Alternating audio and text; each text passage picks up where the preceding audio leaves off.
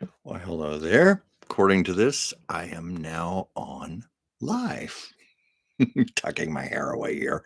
It's been a busy day. I've been doing a lot of work on my apartment, moving boxes around. I'm still working to organize this out of control, dysfunctional hall closet that I have. And things like this tend to be simple in theory and much more difficult in the actual execution. So that's why I look a little disheveled right now. I'm pushing myself together here, pulling myself together, I should say, because I wanted to at least come on here for a little while to honor my commitment to all of you who join me. I really, really appreciate you. And it actually honors me that you do come here faithfully to watch me each week do my show, this little tiny show. Hey, Renee, thank you for joining. I was just going to let a few more people log on to your first before I start talking. Um, Looking at my hair right now, I should have put some hairspray on or something. I was doing my work and I had to just drop everything when I saw the time. And increasingly, I probably should just move this show to 5:30 instead of 5. I haven't formally done that yet, but the show invariably gets closer and closer to it, doesn't it? Um, Renee, I hope you're doing well. I really appreciate you coming here. See some more people come on. Let's see, right now it is Thursday, November 24th. We got Thanksgiving coming up this week. Um, I don't especially have plans this year. I usually get an invitation or two, and uh, I don't know. I'm just kind of in the mood to be to myself. I'm deeply immersed in a lot of projects here at home, and I also have some art commissions that I need to complete in time for for Christmas. It's not, and by that I've got to get them ready in time so they can be packed and shipped, so the clients receive these in time for Christmas gifts. So I really have maybe 2.5 weeks to get all these things done. So I just feel more in the mood to stay home to myself. Maybe just get myself a little meal, a little something extra special. Um, See if there's any holiday specials on TV, which there always are, with Netflix and Amazon and stuff. Or I'll just put on some music. I'm okay. I'm okay. I'm at that age where I've had a lot of Thanksgivings. I've had a lot of Christmases, a lot of holidays. So it's not that big of a deal to me like it once was. Like, oh, I don't have anyone to spend it with this time. Well, I do, but I just am making a conscious choice that I'd rather be alone. And hey, Kelly, thank you for joining also. And oh, Renee, thank you for your wishes for happy Thanksgiving. What are the two of you going to do for Thanksgiving? Anything special? Family, friends? Um, I told you I'm kind of having an un-Thanksgiving this year. See if any more people join on here. So I don't have to repeat myself when I start talking about a topic, because I can tell about some things I did in the past week that are kind of interesting. Um, well, I guess until more people come on, I will just say this. Last Monday, as you know, I did not do a show because it was my friend Anastasia's birthday, or at least it was the night before her birthday. And with her sweet friend Jenny, the three of us went to Eagle Rock, which, for those of you outside of Los Angeles, that's a community just before you get to Pasadena. And there's a wonderful eclectic theater there called Vidiot's. It's combined with one of the last remaining video rental stores in the city, and I would say probably in the country. But it's geared toward cinephiles, real movie lovers. And oh, Renee, you're going to your daughter's 3 hours away. Well, that's great. I'm glad you're doing that. And Kelly, it's just me and my husband, and we'll visit with family in the afternoon. Yeah, I'm just I'm feeling tired right now. You can see I can even look tired right now. I'm looking at myself in the monitor thinking, oh dear, I this is what happens when I don't prepare properly before a show. You're seeing me in house cleaning mode. But I just really am very comfortable with just spending it with myself.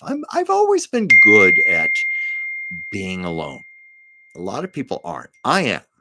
I am. I don't have a problem going out to a restaurant by myself, going to the theater by myself.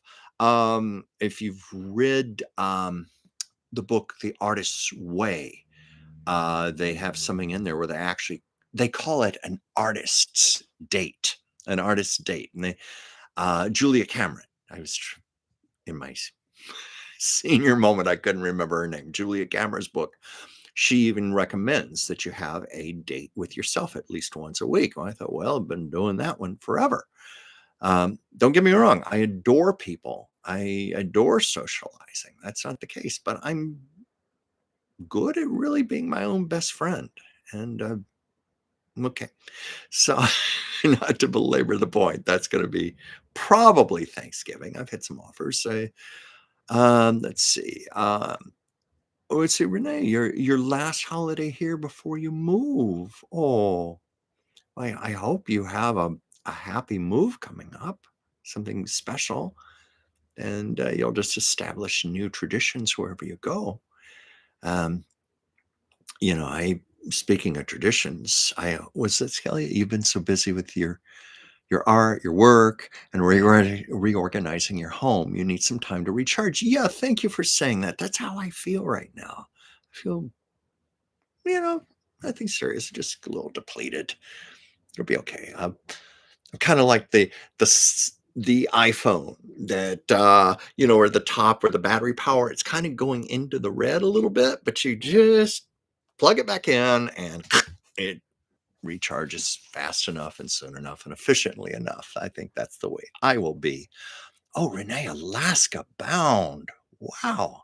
I let's see, I have a couple of friends who have gone there, and also my sister has been there. She took a cruise, and everybody tells me how beautiful it is, how pristine the air is and nature.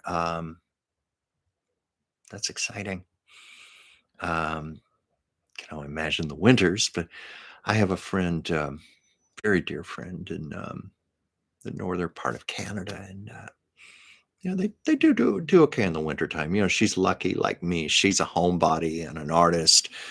So those of us who are artists, we tend to be very good at creating our own worlds in our homes. And also, my zodiac sign is Cancer, and us Cancers, we just love to build a nest for ourselves, and we're fine. I've mentioned this before, how during the pandemic lockdown, when other people were like, "Get me out of here! I can't stand it! I can't stand it!" I was just content as can be to stay home and not go out my door for sometimes 5 days at a stretch. And yeah, Renee, it is the Mercury retrograde. The Mercury retrograde. I'm feeling it. Most of us are. I don't see how we can't be. My hair looks like hell today. I'm sorry. Um, um, it's not just the Mercury retrograde. Someone was telling me that 6 planets are in direct alignment, and that's having an effect on us also. Because I have just found that. Oh, thank you. Somebody sending me some hearts. I've just found that it's just really affected my energy levels. Expression that I've liked to use in the psychic community, hit by the crystal sledgehammer. That's just what it feels like. I feel smacked by the sledgehammer, just kind of low and tired. And all you can do is just live with it, flow with it. It actually takes more energy to resist than to just go with it and go wherever it wants to take you, and maybe try to look into it to see what messages it's trying to tell you. Because I'm a big believer that everything has a message. Everything has a lesson. Everything has a reason. Um, Enough of my new age soapbox, but that is my my personal belief, and I've proven that to myself a lot. Um, I've kept journals of my life since the 1980s. It was when I was in college, and I took an acting class, one of the first I'd ever taken in my life. It was in college, even though that wasn't my major. I wasn't a theater major, I was an art major, but I did take this acting class, and the teacher was telling us to keep a journal. That was part of our assignment. We had to turn in our journal at the end of the semester to be graded. But the whole point of the journal was to get to know who we are. And I found it just fascinating because when you write a journal, if you're doing it right and you read it back, it's like seeing yourself as other people see you. It's almost like yourself in third person, depending on how honest you're willing to be with the journal. And I've always been pretty good about that. I mean, I might be horrified one day my journals were found, or but I even joke that shortly before I die, I need to burn them all. I've written a lot of stuff in there. I just run the gamut. But I guess the point of what I'm trying to say is when you document your life on a regular basis, you see the highs, the lows, the in betweens. Um, you see what looks like an insurmountable crisis. And then 3 months later, you see how that crisis led directly to something wonderful that couldn't have happened any other way. It's like it prepares us. So, anyway, I love journal writing. I give journals as gifts to people for that very reason. And I've had some people who are a little lackadaisical, like, "Oh, yeah, thanks, toss it aside." And then I'll get the other people who go, "Wow, you were right. You were right about writing. Wow, I really am learning so much about myself." And I have one friend I gave a journal to, I think like 30 years ago, and he still is in the habit of doing so. I've got other people here. I need to just acknowledge. Hi, Ward. Thank you for joining, Ward. I was just explaining, and hey, Joyce, my friend. I was just explaining to others that last week was Anastasia's birthday, and there just was not time to do a show. So here I am this week. I know I should put an announcement on or something. I've been really bad about that, but yeah, this whole thing I do on Mondays, it gets a small but loyal audience of people, and I do the show out of respect to all of you and gratitude for your consistent loyalty to me. So I want to give that back to you. But secondly, it's kind of like a place saver because if you ever look at my channel, you'll see lots and lots of archive videos, but I haven't put any new videos on in I think over a year now. And it's mostly because I am doing so many other projects. I don't have the time because I was putting in like 8 to 10 hours a day at one point on this channel. I can't do that, but I don't want the channel just to fall away into oblivion. So I figure if I do this every Monday, at least I got something consistent that I'm putting on the channel to let you know I'm still here. And you can also go back and see a lot of my archived videos. I'll go back to it again one day. But anybody who's ever done a YouTube channel of this nature will know what I'm talking about. It is a lot of work, and especially if your channel is not monetized.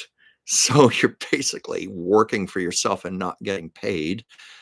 And I got seriously burned out, and I just had to stop. I had to stop. But I'll come back. What was this here? Let me go back to some comments here. Kelly, this Pisces girl has been working nonstop around the house. Yeah, must be something affecting all of us. Well, Cancer and Pisces, we're water signs.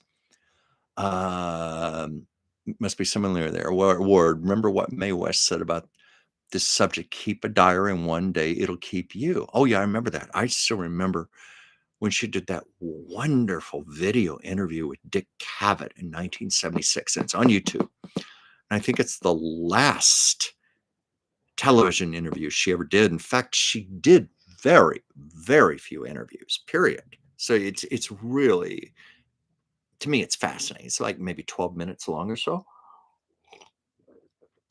and she still looked sensational. And of course, it was about 2 years before she made that, I hate to say debacle, but it was a debacle of a film. It was called Sextet. You know, she it was supposed to be her big comeback film, and to this day, it is considered just a big camp classic because it's one of those films so bad it's actually good.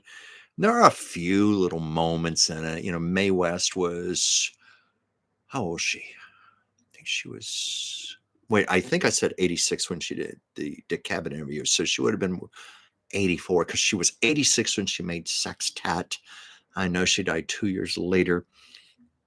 And it was 86-year-old Mae West surprisingly still able to, do the whole shtick, her whole Mae West persona. She still had it, but it was, I hate to say it was an awful script, but because she wrote the script, but it was pretty bad. And um, it was also a very low budget film. It was amazing they even scraped together as much money as they were able to make the film. And it got made, but it just kinda came and went, but it's out on home video, and you could probably find it on YouTube. But, yeah, in fact, interestingly enough, you're bringing up Mae West, May I think it was yesterday is the anniversary, it's the 45th anniversary of her death, and I saw on social media a reprint of her last print interview, her very last interview, and she was something else. You know, there was a certain amount of eccentricity to her. Um, I like to say narcissism, but a certain healthy narcissism, because she did care about people. I understand she was a very generous woman. She gave to a lot of charities. She took really good care of her fans. Even in the interview, she prided herself on never letting a secretary sign an autograph for her or answer a fan letter. She always signed her own pictures. She always answered her fan mail. Joan Crawford was like that too. Betty Davis, Marlene Dietrich. There were several Hollywood stars. You could count on getting an authentic autograph from them if you wrote them. And I did. I did. I have. Um, let's see, I have like three things Betty Davis signed for me. I have something Marlene Dietrich signed in Paris. Took 8 months to get it back, but she signed it for me in beautiful gold marker.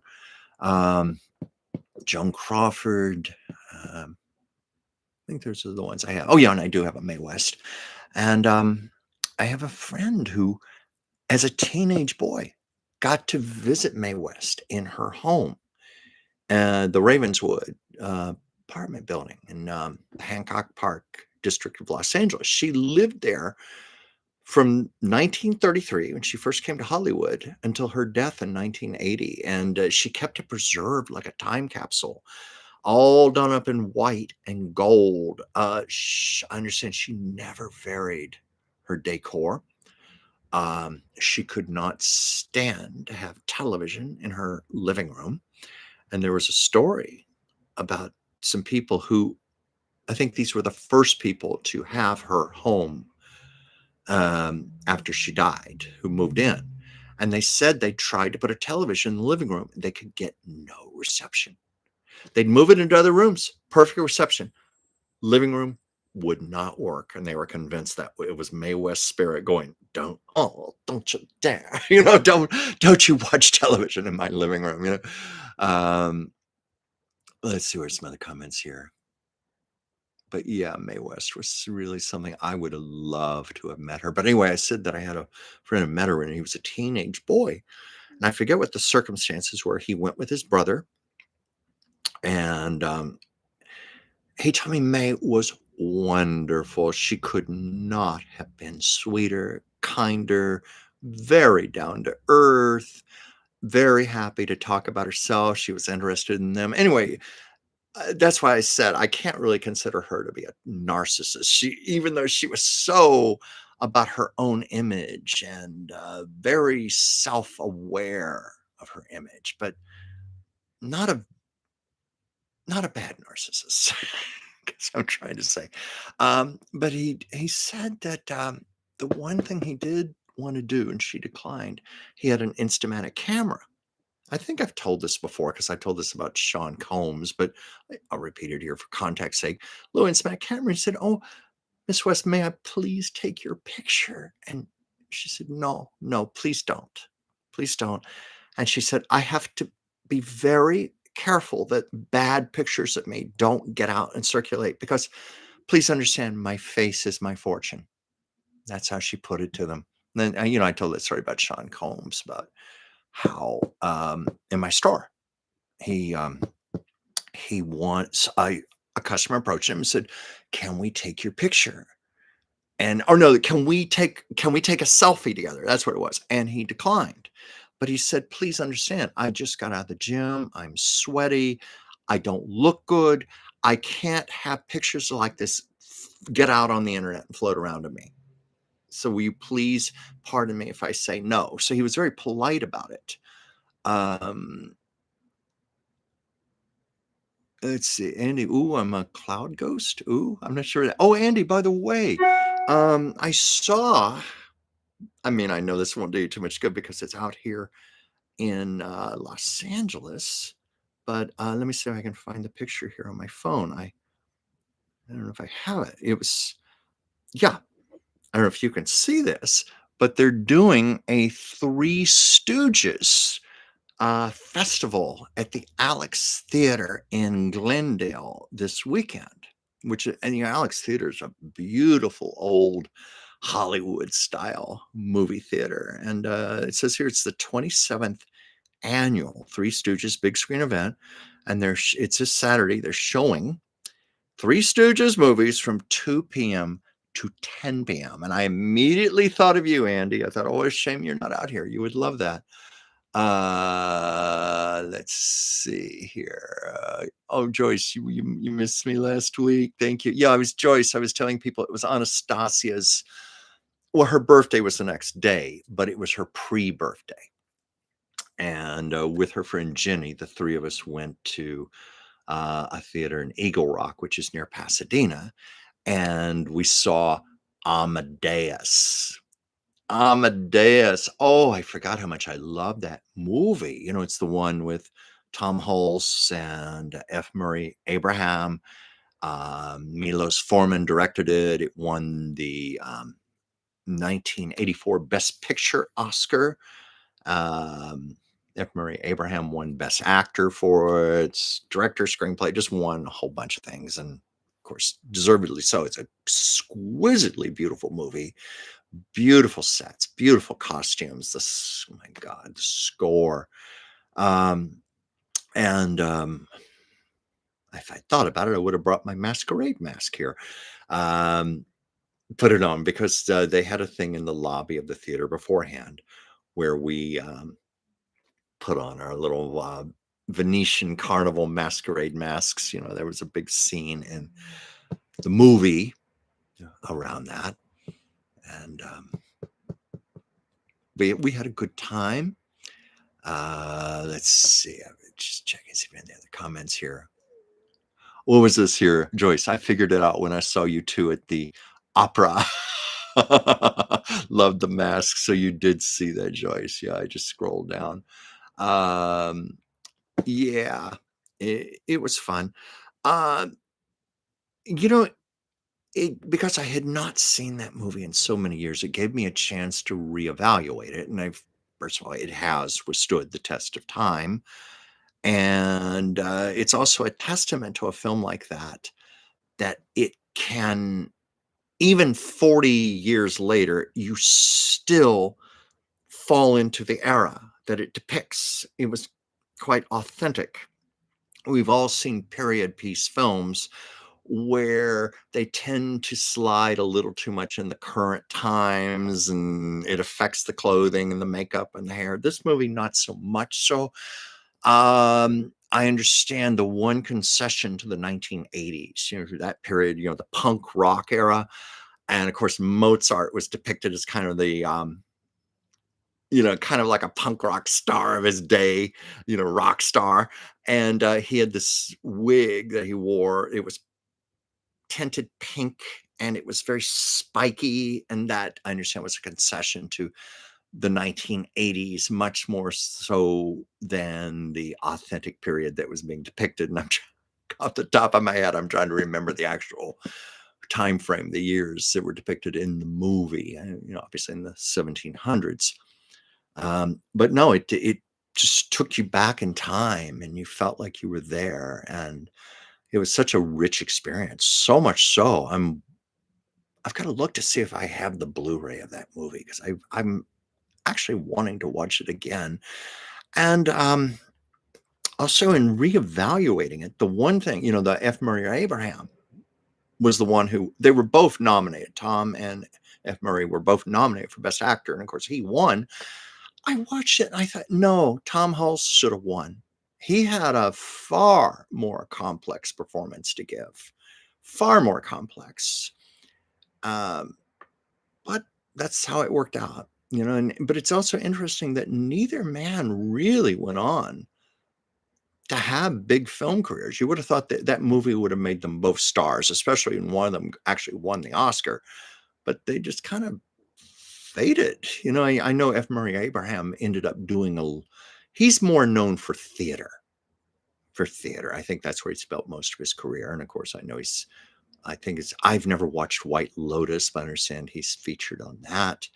Tom Hulse, I'm not sure. I think I even read that he gave up acting about a decade ago. But a marvelously talented man. Closest thing I have to a personal story is I think this was around 1989. It was Christmas Eve, and I went to this beautiful church in downtown Los Angeles to it was a Christmas service, and it was also a beautiful choral performance, and it's at midnight. And I look up in the balcony, and there's Tom Hulse with a brown paper bag with a bottle, chugging away throughout the show, just like Mozart and Amadeus, not too far removed from his character. But I was curious about authenticity. Yes, I know that Amadeus, the film, is based on Amadeus, the stage show, and I unfortunately have never seen that. Some friends have seen it, but the author took some tremendous liberties with the story. Let me see here. I'm just looking at his comments here.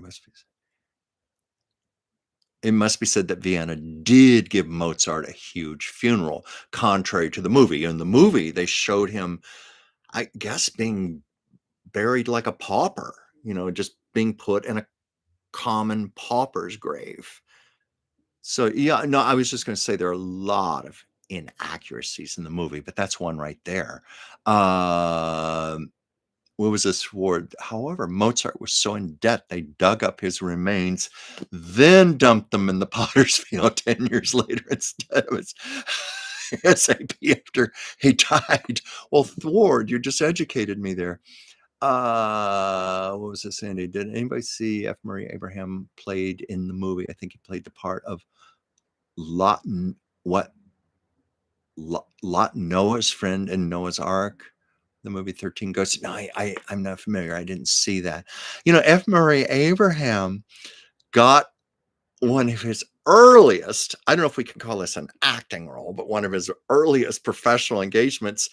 I don't know have you ever seen the old Fruit of the Loom underwear commercials where they had the talking fruit? F. Murray Abraham was one of the talking fruits for, for the underwear in the commercial. And I know he also once appeared on, it was either All in the Family or Archie Bunker's Place. And or they still adore Mozart in Vienna and all the tourist shops in Mozart. And was this Mozart and says merchandise, despite the genius composer and trouble beautiful empress being half a century apart. Well, I mean, Mozart is just celebrated throughout the world. I'm sure he is considered just one of the crown jewels of Vienna. Um, what was this here, Andy? Oh, message. Anastasia says she can't go on live tonight. Want me to tell everybody. Okay, everybody. Anastasia is not going on live tonight. You heard it here first. Okay. Yes, he was talking fruit. It went on to win a Best Actor Oscar, but that's how he got his start, talking fruit in an underwear commercial. But actors do what they have to do. You gotta eat. You gotta put food on the table. You gotta pay the rent. Um, let's see. Oh yeah, Ward. I knew that about Archie Bunker's chair in the Smithsonian. I've seen it. I've seen it. They have Edith's chair and Archie Bunker's chair in a. At the time I was there, they were under plexiglass booths, and you're right, nobody could touch them. But there's a little story there. Norman Lear donated those at the end of the 8th season of All in the Family, and everybody thought that was going to be the last year of the show. If anybody who's ever seen it, they even did a final episode of that season that really, really looked like the end of the show. It was where Mike and Gloria were moving to California and bringing little Joey Stivic with them. And Archie and Edith are left alone. And it's actually one of the most poignant episodes they ever did, because it was a rare, rare moment where Mike hugged Archie and admitted that he had always loved him. And Archie's trying to be all stoic and all. And then they go in. He sits down in his chair and he thinks Edith doesn't see him. And he gets his handkerchief out and he's crying. And Edith sees that. And she knows Archie's pride. She's bringing him a beer. So she goes back in the kitchen and then goes, Archie, I'm bringing your beer. I'm coming now, and gives him a chance to wipe the tears off his face. Always such a poignant moment. I highly recommend it on YouTube. But anyway, they thought that was going to be the last episode. So Norman Lear donated Archie and Edith's chairs to the Smithsonian, and then they had a change of heart and decided to do one more year. Well, Norman Lear said at enormous expense. And keep in mind, those original chairs were bought in a thrift store, I think on Fairfax Avenue near CBS back in 1971 or whenever. Well, there were actually pilots for the show done as early as 1968. So they might have bought them earlier, but they were cheap thrift store chairs. Because they had to do another year of the show, Norman Lear had to have those 2 chairs replicated perfectly. And he said it cost thousands of dollars to recreate those chairs. And I think they even borrowed that idea for an episode of Frasier. Remember Frasier? Frasier's father, Kelsey Grammer had this beautiful, sophisticated apartment in Seattle, and gorgeous, gorgeous furnishings. And there in the middle was his father's old beat up chair with duct tape. I mean, gray duct tape on it, holding it together. It was just the worst, most hideous eyesore. And I can't remember what happened. Something happened to the chair. Let me think. I think might have been the one where it accidentally got set on fire and pushed off the balcony. And it landed in front of Frasier's father on the sidewalk, if I recall. And Frasier had to have the chair replicated. His father was so heartbroken that Frasier had to have that chair replicated perfectly at the thousands of dollars. And there was a little joke in there. Frasier had all these elegant furnishings, and Frasier said, the irony is this is now the most expensive piece of furniture in this whole apartment. So that's kind of the case with Archie and Edith's chairs. I was having this talk the other day with someone else about the Smithsonian. We were talking about Edgar Bergen, the wonderful ventriloquist. And I said, because there was a wonderful clip of him with Sherry Lewis, with Lamb Chops, the puppet, and I think it was the only time they ever worked together. And I was mentioning my friend that there were 3 Charlie McCarthy mannequins total, and one of those is in the Smithsonian Institution. And I was telling him how beautiful it is. First of all, it's much larger than you would think it would be. It was carved out of solid wood, and it was beautifully hand painted. Beautiful, just tremendous detail, like the colors on the cheeks and so forth. But even the clothing, it was a real tuxedo. It was real handkerchief linen, the shirt, the satin bow tie. Was it bow tie you wore? Yeah, it was satin. The top hat was satin. It was just exquisitely detailed, and I was so thrilled to see that in the Smithsonian. Um, and anyway, there are 3. Candace Bergen, his daughter, has one of them. The other one, I think, was donated to a museum of broadcasting in Chicago, and the other's in the Smithsonian. And there's even stories there. Candace Bergen said that she was raised with Charlie McCarthy like he was literally her brother. He even had his own room. So she said, I actually had sibling rivalry with a wood dummy. And she even called her first autobiography Knock Wood. Knock Wood, because she said it was actually competitive. Um, what was this here? Let me scroll back here a little bit. Um, oh yeah, Andy, there were jokes about people sitting in Archie's chair. I think the one person Archie did not object to was the episode where Sammy Davis Jr. guest starred. I think, Mr. Davis, sit in my chair or something. I haven't seen that episode in a long time. I think that was the one exception there. Um, what was this, Andy? These was Oscar the Grouch's can was their Dorothy's shoes. I'm not sure if I understand what you mean.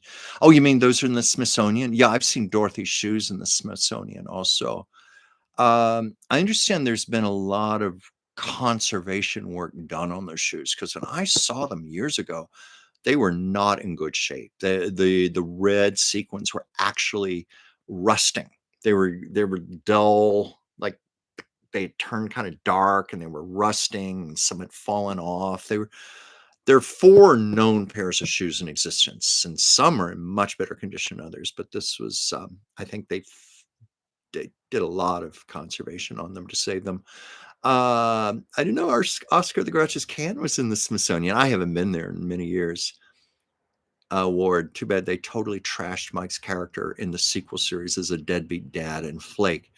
Yeah, that was a bit of a shame, because that was not true to how his character had been depicted for the most part in the original series. I guess it just gave more material for Gloria, more, for Sally Struthers whenever she would guest star in the sequel series. And of course, they did give Sally Struthers her own show as Gloria, but I don't know. I know it didn't make it past 1 season, but it might have even got canceled after half a season. It was not successful at all. And I understand she tried to get Carol O'Connor at one point to guest star, and I think he refused. He didn't even want to have anything to do with the new show. I always thought, a few years back, we were seeing a lot of rebooted shows. Like Will and Grace came back, Roseanne came back. Trying to remember some of the others. They tried to revive Murphy Brown. And for most of them didn't do too well. I know Will and Grace revival lasted 3 seasons. Roseanne, which ended up becoming The Connors, that ran for 7. But then the Murphy Brown lasted half a season. It didn't do well. But I always thought it would have been fun to have done a reboot of All in the Family. Obviously, Archie and Edith, now deceased, but have Mike and Gloria get back together as now a senior couple, and have them buy the house, or maybe they inherited it or something, but the actual house the All in the Family House, have Mike and Gloria come back. Joey would now be like close to 50 years old, but I thought there was a lot of potential there because Sally Struthers and Rob Reiner always had marvelous chemistry together, and I'd love to have seen them work together again. Though I saw an interview with Sally Struthers a while back, and she was asked about her working and her personal professional relationship with Rob Reiner, and she said in that interview, and this was just a few months ago, she said, "I thought we were friends. I always thought we were friends." But she said she ran into him a number of years later. It was at Pantages Theater in Hollywood. It was a play, and she was coming out and she saw him and she waved to him and said, "Oh, Robbie, Robbie, how you doing? How you doing?" She wanted to rub up him and hug him. And she said he was so cold and distant to her. And she it kind of mystified her. And she thought, "Well, what's that about?" Since in the interview, she said, "I thought we were friends." And then I noticed years of like maybe 2, 3 years ago on the Emmy Awards, um, they had Rob and Sally come out and do a piece, and they stood far apart on the stage, opposite ends. They did not want to stand together. I was like, that was a little strange. But yeah, they did malign Mike's character, and we'll go back to one thing I was saying about Amadeus. They really maligned uh, Mozart and Salieri. I found, I went online, as it's easy to do now. You can just pull your phone out and look up stuff, how heavily fictionalized that story was. Apparently there is no truth to Salieri murdering Mozart or trying to destroy his life out of petty, insane jealousy. There's apparently no evidence of that at all. And also, as far as Mozart's vulgar behavior, that's how he is predicted, very boorish, buffoonish, vulgar. Um, they said there was some evidence of that in some of his personal letters to people. Apparently, that was the kind of humor he had, but no actual evidence, reports of anyone saying he behaved like that in public. So that's one of the unfortunate things about public domain. And certainly when people have been dead for over 200 years, they are firmly in public domain and people can just write any damn thing they want. And unfortunately, we're in an era now where a lot of people, they don't read anymore. They don't read biographies. They don't research. So at most watch a movie or a TV show. And so they accept that as fact. And so a lot of that has become the legend of Mozart and Salieri. And it's very unfair to both men because apparently Salieri was not that mediocre of a composer as they played him out to be in the movie. He had his own following, still does. He just was not in the company of Mozart, but then very few composers ever were. Maybe it was a handful were ever of that league, of that genius. And but the author took that and just ran with it. And I've had this argument with people that, when I see gross inaccuracies in biofilms, and that always upsets me because I care a lot about authenticity and people being portrayed accurately. And like one movie I really detested was that Aaron Sorkin movie about Lucy and Desi, with Nicole Kidman and Javier Bardem. I mean, I once worked on a book on I Love Lucy. A biography of Lucy. I know my stuff here, and there were so many fallacies in it, just horrible, horrible inaccuracies in that movie, and flat out lies, and it just drove me crazy. And I was talking with another friend who's a fellow Lucy historian, said, "Oh, don't worry, people will read books and things. Oh, no, this wasn't true." And I said, "No, I disagree with you. Most people are going to watch a movie like that and they're going to accept it as fact." It's like Joan Crawford in Mommy Dearest, the Faye Dunaway film. No, I'm not going to get a whole thing here of how much of that was real and not, but I have personally talked to people like, I was friends with Ellen Corby, played Grandma Walton. She had a close friendship with Joan Crawford for, I think, something like 27 years. They've worked together in the movie Harriet Craig. Now, that Joan's character was really mean to Ellen Corby's character in the movie. Ellen Corby played the maid, and she accidentally broke a coffee cup, dropped it on the floor, and Joan Crawford as Harriet Craig. That was one of my best coffee service pieces. I shall deduct the cost of the cup from your wages. You are fired. You are dismissed. Go upstairs, pack your bags. But they had a good friendship, and Ellen always insisted to me. I know Ellen had a stroke. She couldn't speak well, but she, through her partner Stella, was able to communicate. Ellen was very, very expressive, and she just insisted to me that wasn't who Joan Crawford was. That wasn't how she was with those kids. That movie was just a lot of fiction. But nonetheless, it's become folklore now. Joan Crawford, the wire hangers, the mean mommy, that's her image now, and it will probably be forever her image. I think Amadeus has more or less set that Mozart will be forever known as this vulgar little farting man, with this laugh and everything. And it made for some nice entertainment, but it really maligned them. Public domain. And I think one of the things I was going to mention today about public domain, there are these commercials for a law firm that just started playing a few days ago, Morgan and Morgan, and they use Mickey and Minnie Mouse, as they looked in Steamboat Willie, the 1928 film, which is now in public domain. And when iconic characters like that go into public domain, especially when there are huge financial stakes, Mickey Mouse, Minnie Mouse, very, very important to Disney to this day. So when there are huge stakes like that, that was one of the first really, really big things to go into public domain, a media character like that. And I was reading articles when it happened. We were going to see the waters being tested. Like, how far can you go with this? And I found out that Morgan and Morgan actually wanted to do this commercial like a year ago. And Disney, of course, no, that's our intellectual property. Yes, Steamboat Willie is in public domain, but not Mickey Mouse. That's intellectual property. That still belongs to us. And well, I understand Morgan and Morgan lost their case, or at least they dropped their case because they could never get Disney to make a definitive statement one way or the other. Now, keep in mind, this is a law firm.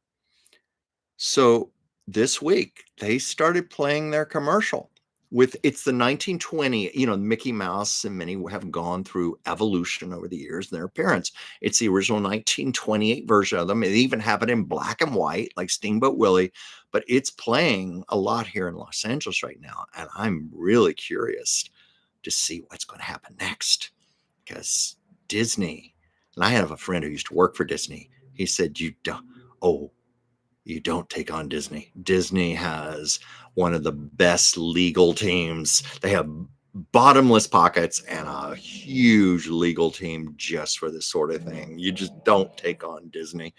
So we're going to see. Anyway, I just wanted to mention that real quick. There are some other comments here. Oh yeah, Ward, I mentioned that about Candice Bergen. Charlie McCarthy had his own bedroom, and sorry, my comments just jumped here. Let me find my place again. Sorry. Yes, here it is. Charlie McCarthy's own bedroom when she grew up. What was this? However, by the time I'm glad to hear this. However, by the time Candice Bergen's much younger brother came along, Charlie was downgraded to a suitcase. I could just hear Charlie in the suitcase. Let me out of here, Bergen. Let me out. The interesting thing about Candice Bergen and her brother, and this intrigued me greatly because, my older sister is 14 years older than me, and we're the only two kids in the family. Same thing with Candice Bergen and her little brother. 14-year age difference, only two kids in the family. I immediately identified with that one. I always identified also when I was growing up because the Munsters, you had Marilyn and you had little Eddie, and the Jetsons, you had Judy Jetson, the teenager, and then you had little Elroy. So I thought this is normal for to have the big sister be a teenager and to be the little kid. Um, Andy, I wish you could see the Smithsonian in person. Oh, Andy, it is spectacular and it's huge. It's my understanding it takes days, if not weeks, to go through the Smithsonian. It's much like the Louvre. I don't know if this is an accurate statement or not, but I think I read somewhere that the Louvre takes at least 1 month to go through, and I think it's even longer than that. It's so immense, but I'm a great fan of the Smithsonian Institution. When I used to live in Richmond, Virginia, when I went to college there and I lived there for a while, Washington, D.C. was only a 2-hour drive north, so I used to go there a lot. Um,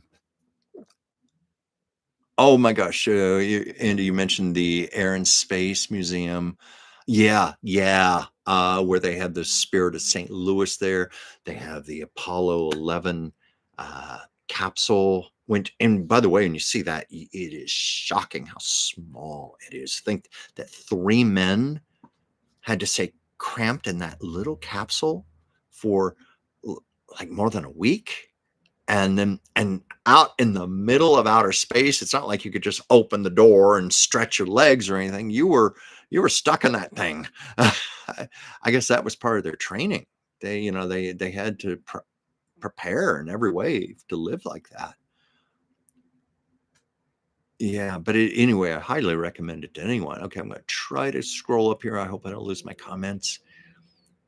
Oh, Night at the Museum. Yeah, that's right. I think they did do one Smithsonian. I don't know if I saw the third one. I only saw the first two.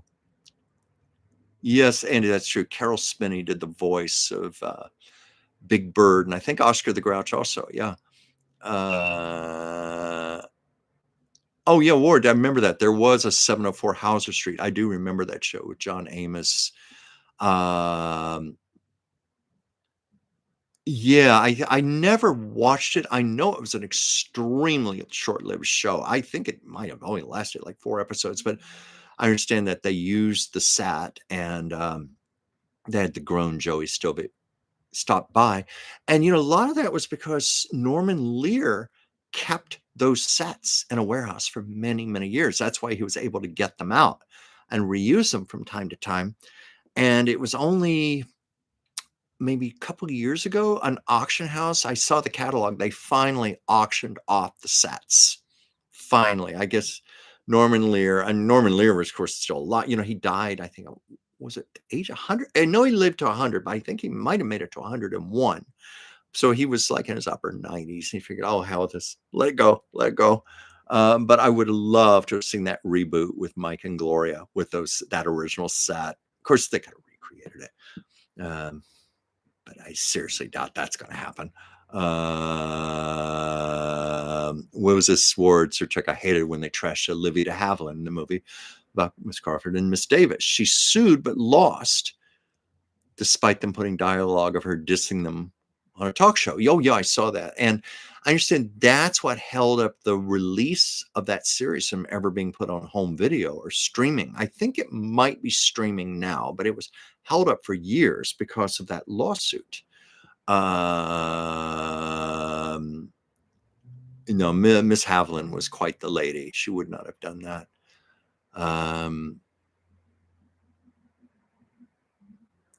What was this? She said, "Oh, believe Miss Corby believed that." Well, you got to keep in mind, Miss Corby personally knew Crawford, used to visit them. She saw her with the kids. I mean, she knew her for 27 years. So I think it's more than her just believing that. I think she saw enough, or at least she saw enough to support what she said to me, that she did not believe the stories in Mommy Dearest. She said that no, that just was not consistent with who her friend was. And someone else who said that was Myrna Loy. Myrna Loy. I read her autobiography, and she defended Joan Crawford. They had a friendship going for 50 years. going back, I think, like 1927. And Myrna Loy again said that just was not my friend. And Myrna Loy actually did a play, and I think it was in San Francisco with Christina Crawford when she was trying to be an actress. And Myrna Loy said Christina, she was so immature, and she was so unprofessional, and she was so entitled, and just basically a nightmare to work with. And she said she was pretty sure that was just vindictiveness to get back at her mother for cutting her out of the will. Other things, it was just vindictiveness. She said she didn't believe a lot of that was true. And that's what Ellen Corby said to me. All we get in are the parents and some, what was this? All we get are the parents and sons doing ads for Morgan & Morgan in my city. Oh, well, maybe they're testing the water here in Los Angeles first. But I was just really shocked to see that, because, Disney is so strict about their trademark rights to the character. They have even forced, like, little nursery schools where they might have like little things painted and murals on the wall, like Mickey and Minnie and stuff like that. Disney has actually sent letters from their legal team, cease and desist. You must paint over this. You must remove this. That's how they are. So for somebody to actually do a television commercial, that's a huge, huge deal. What was this chick? Can you show or tell Sid here? She's a Three Stooges fan too. Can you show her the news you told me about, please? Oh, okay. Let me see here. Well, I don't know. I don't think this is showing. Well, is this showing up? It's the 27th annual Three Stooges big screen event. It's this Saturday at the Alex Theater in Glendale, California. And it is, I think they said it's from, let me see here. I think it's from 2 o'clock in the afternoon. Did I say 2 o'clock or 3 o'clock in the afternoon until 10 o'clock that night? So it's perfect for anybody who is an aficionado of the Three Stooges. So that's all the information I have on it. I'm sure if you go online, the Alex Theater, Three Stooges, Glendale, it'll come up and you can find out what ticket prices are and that type of thing. Yes, Andy Lear was 101 when he died, and his mind was still really sharp, at least when he was 100, because I remember there was a beautiful tribute to him done on television. A lot of people, a lot of surviving actors from his different series appeared on there, and Lear spoke at the end, and I was just amazed how together he was for a man who was 100 years old, how sharp. It's like Dick Van Dyke. Dick Van Dyke is still very sharp. And of course, God willing, I think it's December 13th, his 100th birthday comes up. I hope he makes it. I think about Betty White, how she died 2 weeks before her 100th birthday. I think even Zsa Zsa Gabor only had like less than a month to go before her 100th birthday, and she passed. But I hope Dick makes it. He's a great man. I met him once. He was in his late 80s at the time. It was when his autobiography came out. And any of you who know the Grove shopping plaza here in Los Angeles and the Barnes & Noble bookstore, he was doing a book signing. And I got there and I was so disappointed to be turned away, because they were giving out bracelets with numbers on them, and he was only going to sign the first 200. So I got turned away. I got there a little too late, but I ran into my great friend Michael Stern, who was Lucille Ball's best friend. And he said, Chuck, how you doing? What are you doing here? And I said, I was here to see Dick Van Dyke. And I lucked out. And he said, come with me. I'm going up to the green room. And I'm just waiting on Rosemary to get here. He was friends with Rosemary also. And Rosemary arrives. She was in a wheelchair and people brought her. And I went with my friend Michael. Rosemary. I pushed Rosemary's wheelchair. She pressed the button to the elevator. We went up to the next floor and we get to the green room. Rosemary knocked on the door from her chair, opened the door. It was Dick Van Dyke. And of course, he saw Rosemary. She was there to surprise him. And he goes, Rosie, I'm so happy to see you. Happy to see you. And of course, Michael and I were there standing behind. I don't blame him for not noticing us. He was seeing Rosemary and I had a wonderful time um, there, just seeing him in person. And Larry Matthews, who played little Richie, the little boy on the show, not a little boy anymore, obviously, he was there. And so I got to spend some time talking with him and talking to Dick Van Dyke because that was the first, Mary Poppins was the very first movie I ever saw in my life.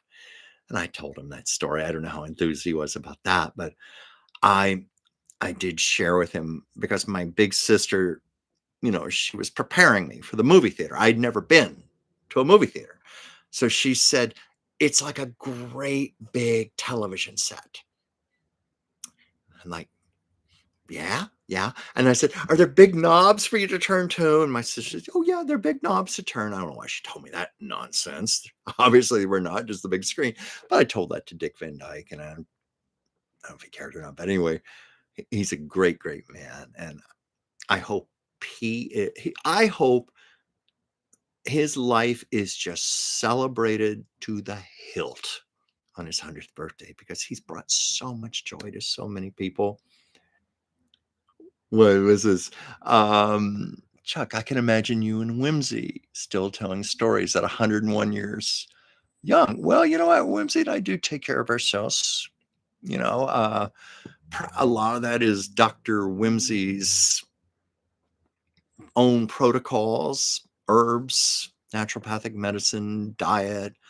So we just might be around. We might make it to 101. She's in Colombia right now, by the way. And won't be doing a show with her tomorrow or Thursday. Have a week off, but I do miss it.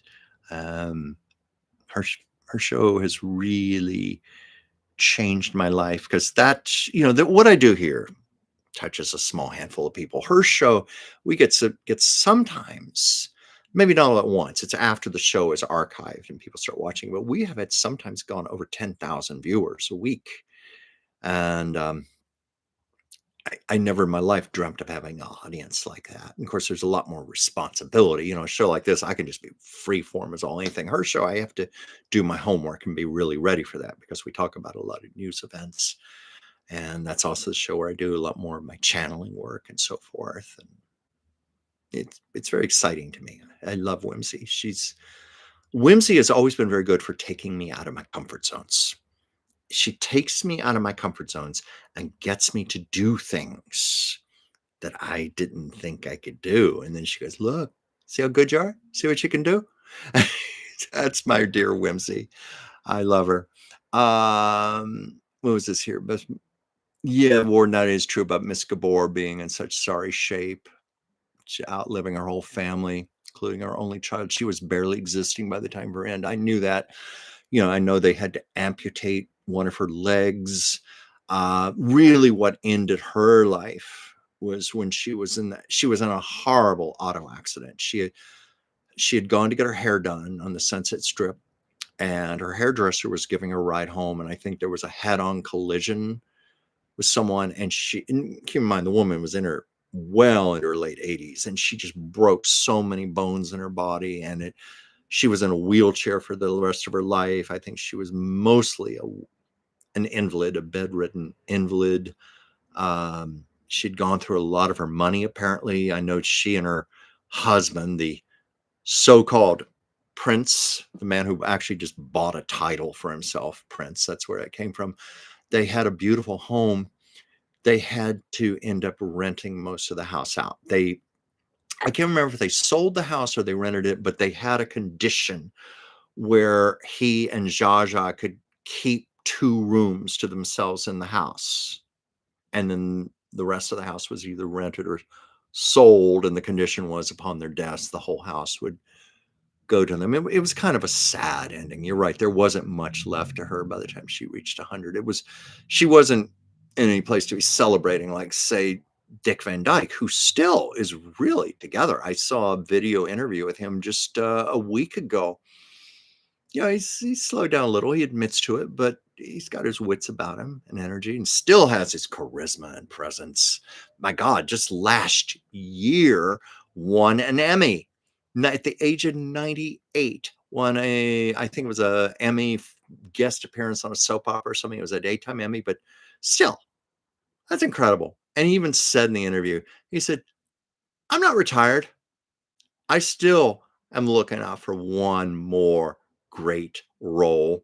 And I remember it wasn't this interview, it was another interview. He's often played old man characters like he famously did in Mary Poppins and the sequel to Mary Poppins. The old bank man, I forget his name, but he's like, God, he looks like he's 500 years old. He's just ancient. And Dick Van Dyke, when he did the sequel, the one with Emily Blunt many, many years later, he joked about it. He said, "When I did the first movie, I had to sit in the makeup chair for hours. Now I didn't need any makeup." He said it was I didn't have to make me look like an old man anymore. I just was. That's even reminding me of Al Pacino and The Godfather Part 3, which I still have not seen. I love the first two movies. I still have not seen Godfather Part 3. I think it's because I read so many mediocre reviews and stuff. But anyway, I understand there's a final scene where Al Pacino's character is an old man sitting in the backyard talking.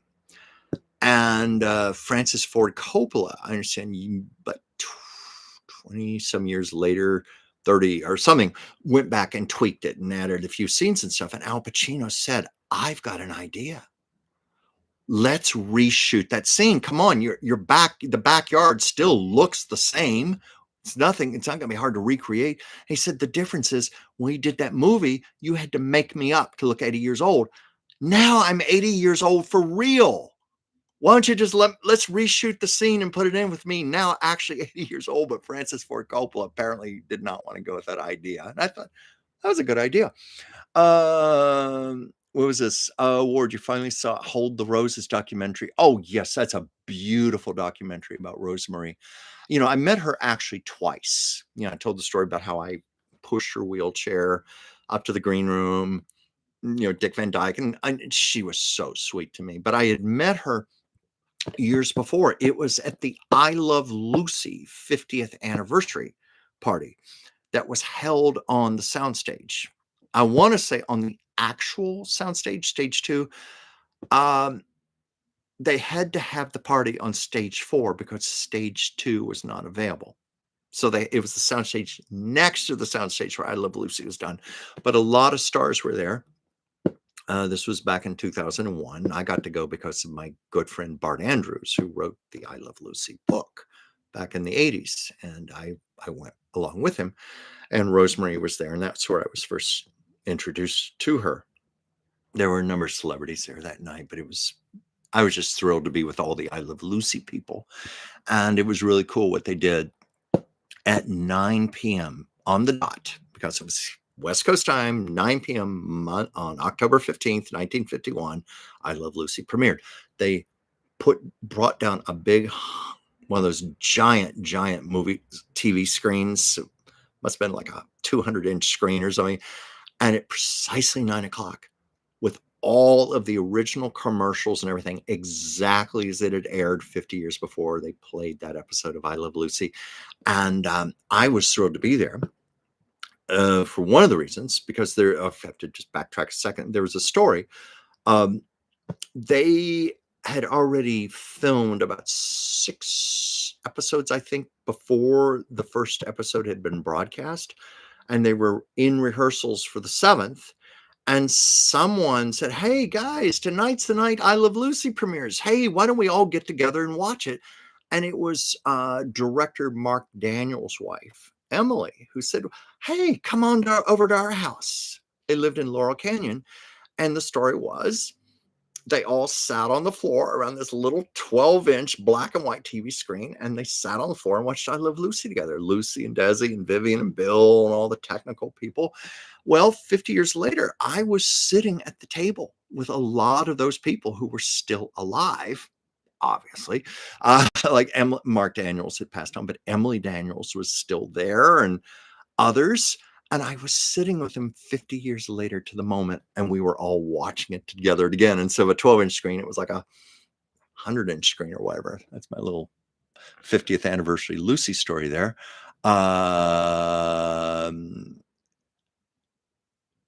Let's see here. I saw Hold the Roses documentary. Yes, that's good. I would recommend that to anyone. I believe it's on Amazon Prime. And Rosemary, what a career. I mean, going all the way back to um, early sound movies, like 1928, I think. She was in a sound short. She started out as a child star, little baby Rosemary. And I'm remembering I was at I think it was the 90th anniversary screening of The Jazz Singer at the Motion Picture Academy. It's incredible. That movie is going to soon have its 100th anniversary in about 2 years. I think this was the 90th anniversary. Yeah, it was the 90th anniversary. And they brought Rosemary out on stage for a Q&A because, they wanted to find someone who had actually been in an early sound movie. And I guess one of the few who was still living at the time. I'm trying to remember, was it the 80th or the 90th anniversary of The Jazz Singer? God, I'm losing track of time. It goes by so fast. But anyway, I recommend the documentary. Cassie, have a peaceful night, everyone. Listening along from the gym. Well, thank you for doing that. Thank you. Let's see here. It's time for me to leave. I hope you all have a wonderful Thanksgiving. That's from Kelly. Thank you. Geocosmic Valentine. I didn't get to say hello to you. Thank you for joining. Rosemary started having her own regular radio show on NBC when she was about 3 in 1926. Well, that would have been when the network itself started, because I think NBC 26 or 27, 1926 or 1927, and it's also CBS. Both the networks started around the same time.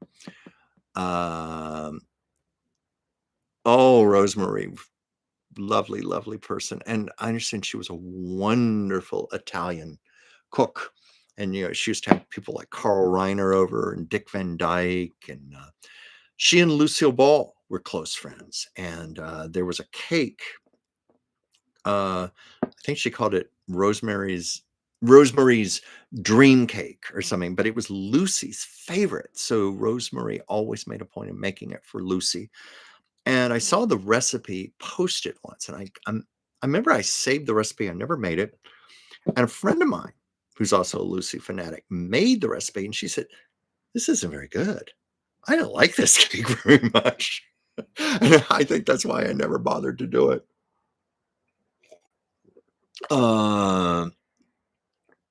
Let's see, Ward, the 1925 is when the Grand Ole Opry started broadcasting from Nashville. I love old time radio. I love it. I have, I find it here. I have it on a flash drive. A little drawer here. Well, never mind the Batman keyring, but on this flash drive, I have thousands and thousands of old time radio shows, in the MP3 format. It took me a long time, because I had them originally on CDs, and I started just taking the files off those CDs and I put them all in chronological order. I think my earliest radio show on here is 1928, and I have it going all the way up to the early 1950s. But I have like nights when shows would appear on the same night and things. So that's always fun to recreate evenings of old radio shows and to have them through the years and through the weeks, the years, the decades. So anyway, this is something I like to do. Radio shows are so much fun because you can listen to them in the car, and sometimes I find I even enjoy it more than television because basically it was the television of the day. So there's like a lot of the comedy. I find the writing holds up surprisingly well, and then there were some wonderful dramas like Lux Radio Theater, where they would do radio versions of current movies and many times get the original stars, people like Clark Gable, Marlena Dietrich. Once they got Jean Harlow to do a show, Shirley Temple, Betty Davis, Spencer Tracy. Or even if they didn't get the original stars of the movie, they would get equally big stars. It was apparently a very prestigious show to appear on for Hollywood stars of the day. And it was a nice way to make some good money because I read in the 1930s, I think I read that someone like Clark Gable could get like $5,000 a show. And keep in mind, this was the 1930s. $5,000 was a lot more money than it is now.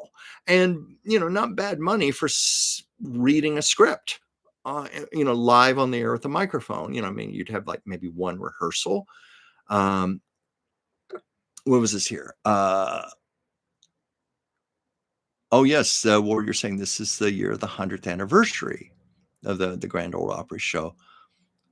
I wonder what the earliest recordings are that exist of that show. I'm going to look that up for myself after the show. Yeah, one of the advantages of radio is you don't have to hook your eyeballs to a screen, but you can move around and do needed chores. Oh, that's what I've been doing a lot of this week. I'm a big fan of podcasts. And speaking of Dr. Whimsy's show, which I do twice a week, I have to be on my toes with news events.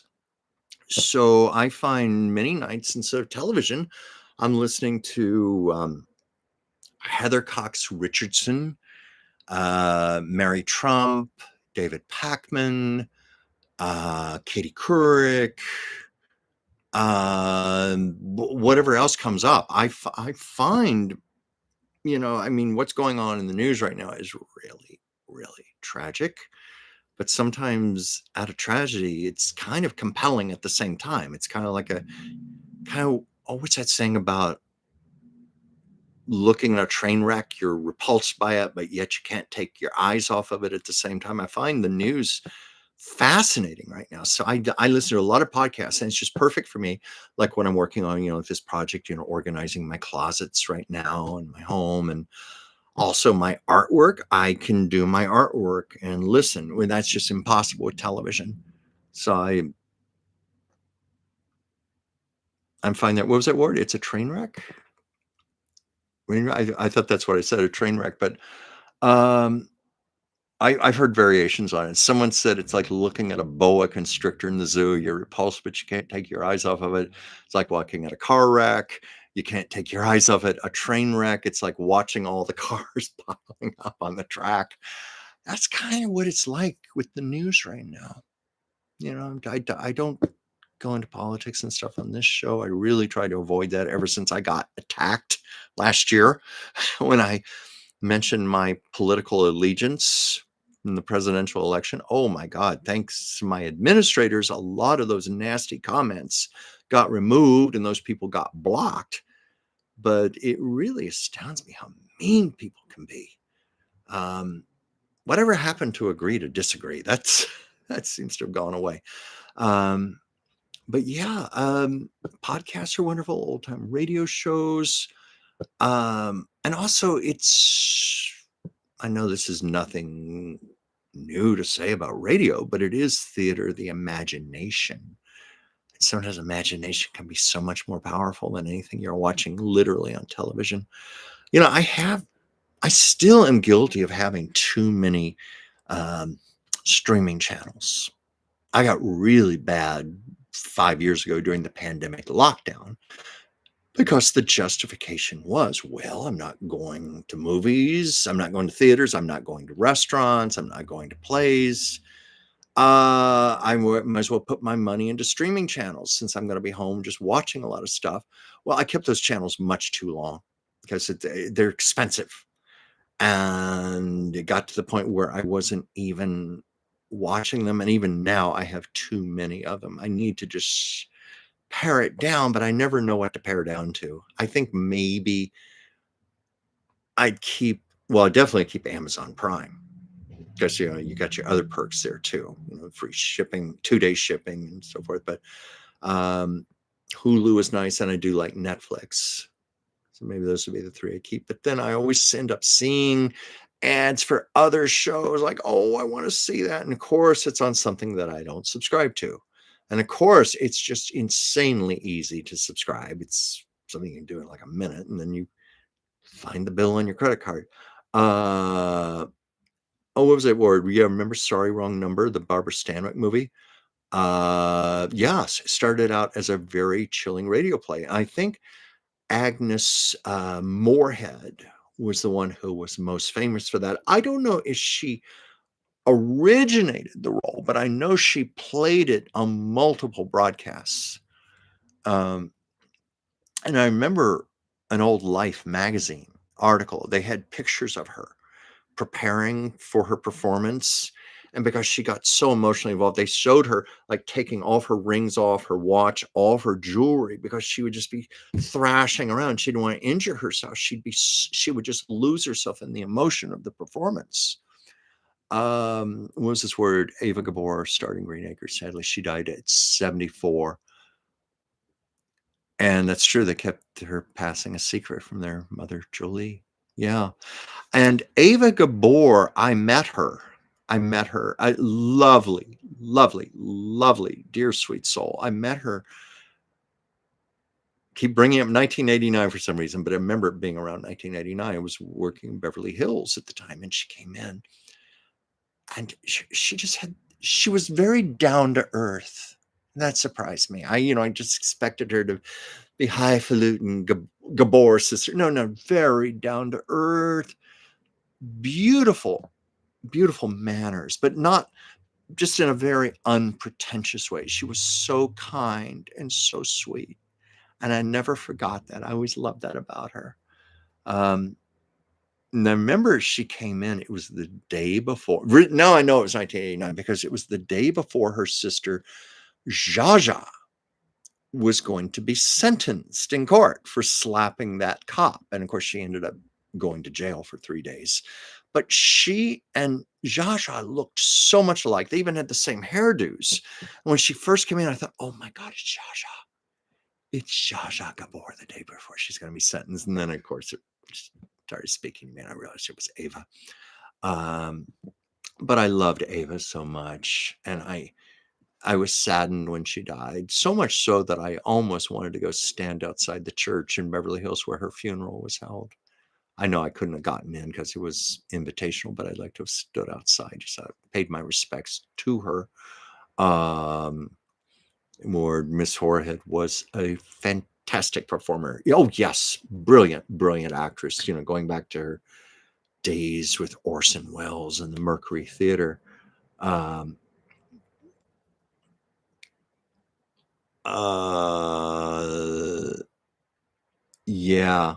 Yeah, she played a very troubled, isolated farmer battling a taunting little spaceship, I think you meant. She made it totally real. Oh yeah, she was quite a method actress. I saw an interview with her. It was during the Bewitched years, and she was maybe just a tad temperamental because the interviewer was asking her about how she prepared for playing Endora, and Agnes kind of bristled at that. I don't prepare to play Endora. She was saying, any preparation I did for the character, I did when I received the script for the pilot. That's where I made my choices. When I play Endora, I do not need 20 minutes to decide how to play Endora. I just play her. In fact, and it was interesting. I always thought maybe that was a put upon voice she did when she played Endora. No, that's the way she talked in real life. There was a lot of Endora in her, though I do understand from Erin Murphy, and I forget the name of her twin sister. They shared the role of Tabitha until Erin eventually took over the role altogether. But she said that just like on the show, they called her Grandmama. And many times in the dressing room, Agnes would read stories to them. They would sit in her lap and she would read stories to them. They said she was so sweet and grandmotherly to everyone. And I know that Elizabeth Montgomery adored her. And, I think the biggest surprise was the strong friendship she and Dick York shared together, which was the antithesis of their relationship on the show. Durwood and Endora, no, they loved each other in real life. They used to go to baseball games together. And and Agnes said, we share a lot in common. We're very, very close.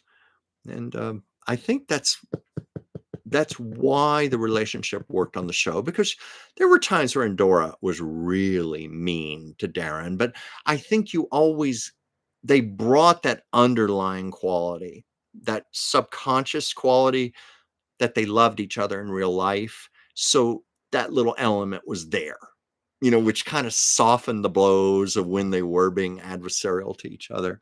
Uh, what was this here? Or could you picture Lisa's Hotcakes restaurant, and they were cooked like the way they did on the show. Oh my God. Don't think it would last too long. In fact, I understand those hotcakes were made in real life. They're props. They were made out of rubber. Ava Gabor was talking about that, and she said, um, poor Eddie Albert, poor Eddie Albert. Sometimes he had to bite into those things, and they were rubber. They were terrible. And it was also an absurd premise. Well, that show was very surrealistic anyway, but it was such an absurd premise that all they ever lived off of were Lisa's hotcakes, because apparently that was the one and only thing she knew how to cook. Oh, there was one time she had coffee cups on the stove with the pancake batter in there, and she goes, "Oh, look, Oliver, I'm making cupcakes." So that was one of her variations on it. But they sold it because they believed it. They believed it. Yes, and that is true, Ward. I knew that about Marion Lord, how she really did have a doorknob collection. They wrote that into the show. It was because of her real life collection. They wrote that into the show for Aunt Clara. And I don't know if you know this or not, but Marion Lorne won an Emmy for that role posthumously 10 days after she died. And the same thing happened with Alice Pierce, who played Mrs. Kravitz, the first Mrs. Kravitz. She also won her Emmy posthumously, both in the Best Supporting Actress category. But it's interesting, the only two times that's ever happened was on the same show, Bewitched.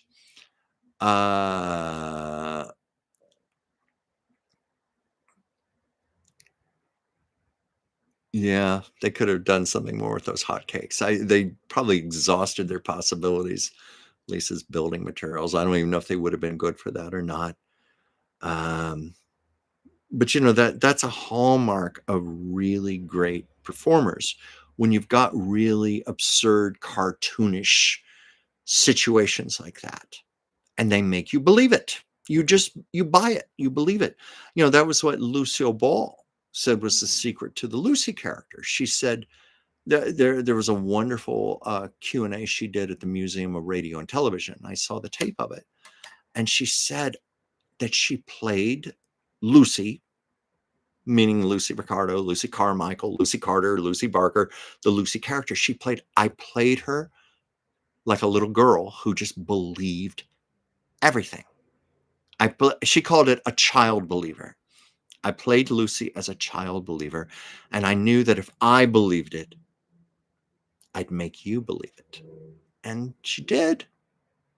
She did, and that's what many of these people did. What was this? Too bad that Mrs. Kravitz and Aunt Clara never really could get together. Oh my God, one of my Mrs. Kravitz. It was Sandra Gould, who took over the role now. I did get to meet her once. I didn't talk to her too long, but I did get to meet her. But she was good. It just never was the same as Alice Pierce, but still, Abner, Abner. But there was the one, I think it's one of my favorites ever. It was where Uncle Arthur, Paul Lynde, Uncle Arthur, and his sister Endora were fighting with each other. And Endora had it in her head that she was going to live next door to Samantha and Darren. And she conjured up this big house. And Uncle Arthur said, "No, you're not." Dung! And he made the house disappear. And she goes, and then Endora made the house appear again. He made it disappear. She made it reappear. And then they show Mrs. Kravitz walking down the sidewalk. And there she's seen the house disappearing and appearing, disappearing. Abner, Abner. It's so funny. It's funny. Paul Lynde and Agnes Moorehead were so good battling each other, but then Sandra Gould is Mrs. Kravitz. I thought it was one of her best moments. I can watch that again right now. What was that? The story about Aunt Clara making mistakes on the spells. Oh, Aunt Clara was always making mistakes on the spells, and they had that thing about how only the witch who cast the spell could undo the spell. And there was one time, I think she couldn't remember, she was kind of befuddled and a little senile. And so Samantha put a spell on her to make her 10 years younger. And 10 years younger, she was able to remember the spell. And then Samantha zapped her back. Oh, and I just heard a thing at my door. Package from Amazon arrived. Yes, Arthur and Endora were brother and sister. That's why he was Uncle Arthur. He was Samantha's uncle. He was the brother to Endora. Oh, yeah, Thanksgiving. So they went back to the time of the Pilgrims. And when they came back to the present, Miss Kravitz still had her pilgrim dress on.